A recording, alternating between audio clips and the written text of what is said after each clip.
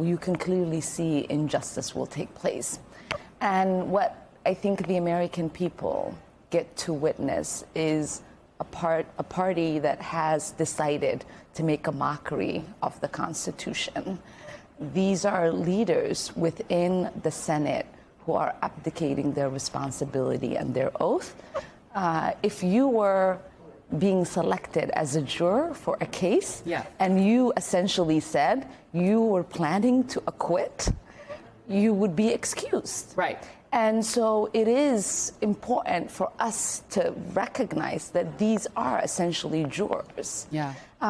You know, the Republicans have, along this whole process, decided that they were not going to be a fair and impartial juror. They've complained about the process, even though every single piece of that process was out in the open and done within the rules of the House.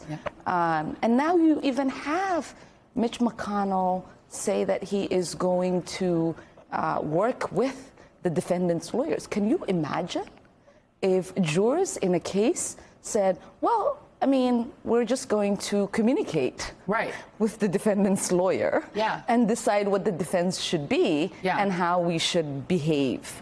And so it is really alarming, and it should be alarming to everyone that is paying attention.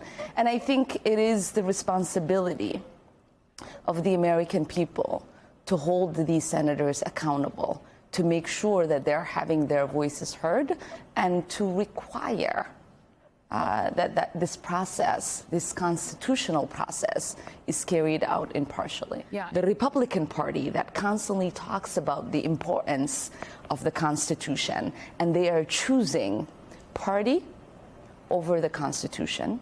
They are choosing a lawless president over our Constitution, and they are setting up our country to be one that is not going to be the beacon of democratic processes in the world, as it has been for generations. What is happening right now, it's quite alarming, and it is disheartening.